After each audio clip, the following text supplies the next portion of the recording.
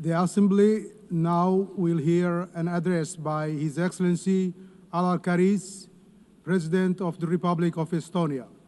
I request protocol to escort His Excellency and invite him to address the Assembly.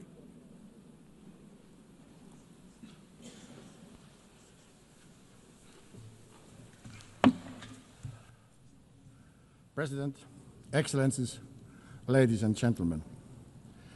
United Nations is an idea of a better world. It is an idea that is not an abstract construction nor an empty declaration, but carefully crafted agreement. The grand agreement that is the basis of a current multilateral world order.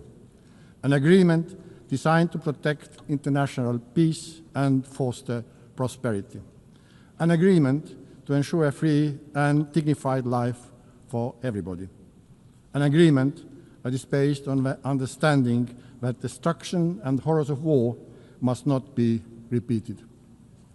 Unfortunately, the international law-based multilateral system with the UN and its charter at the core that is supposed to keep us all safe is increasingly under strain.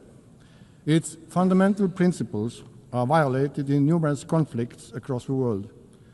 Brutality prevails. We simply cannot let this go on. We all should be asking, what kind of future do we want? Will it be a world dominated by barbaric use of force and violence, where might is always right? Or do we want a peaceful and prosperous world, where law and order, justice and universally agreed rules and principles prevail? This question is relevant for everyone in this room, despite the distance of our own homes from front lines in Ukraine, Gaza, Sudan, or DRC. Multilateral world order based on international law and the principles of the UN Charter must be maintained and strengthened.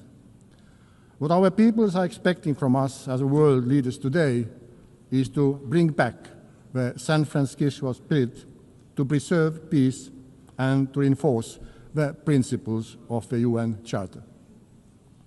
Ladies and gentlemen, Russia's war of aggression against Ukraine constitutes one of the gravest breaches in international law and the UN Charter since its adoption 80 years ago. Despite repeated calls by the General Assembly to stop the aggression and set the course towards peace, Russia continues its savage assault on the Ukrainian state and nation. Russia's war and its war crimes undermining the reputation and credibility both of the Security Council and the entire United Nations. This blatant assault on the principles of Charter is undermining the multilateralism, global peace and security. Regrettably, as we speak, Russia is targeting Ukrainian kindergartens, schools, hospitals, nurseries with missiles, drones, gliding bombs, mines, shells and bullets.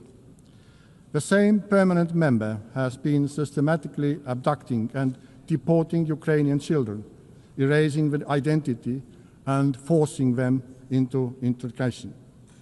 A human suffering in Ukraine has reached unprecedented levels. Only the Human Rights Monitoring Mission in Ukraine has documented the death of at least 40,000 civilians, including almost 1,000 children, and for about 35,000 civilians injured, including more than 2,000 children. The death toll increases with every year, month, week, and day. In total disregard of President Zelensky agreeing to ceasefire in March and the recent peace efforts by the United States, Russia has significantly intensified its campaign of terror with a barrage of drone and missile strikes on civilian targets. It is evident that Russia has no intention of agreeing to a ceasefire, let alone a lasting peace. Russia's objectives have not changed. They remain of the subjugation of all the Ukraine and the reshaping of Europe's security order to satisfy Russia's own neo-colonial and imperial ambitions. The increasing violations of neighboring countries' airspace by Russian drones and missiles are yet another escalation and a stark reminder of Russia's aggression threatens not only Ukraine, but the security of the entire region. Hereby, I have to regrettably tell you that just weekdays ago, the Russian fighter planes violated Estonian airspace, a hostile act that is part of a pattern of similar recent incidents happening on the European Union's eastern border. Therefore, the only viable way forward towards a ceasefire and just and lasting peace is to increase collective international pressure on Russia to force them to peace in Ukraine and to act in a way that is expected from the permanent member of the Security Council. Let me assure that my own country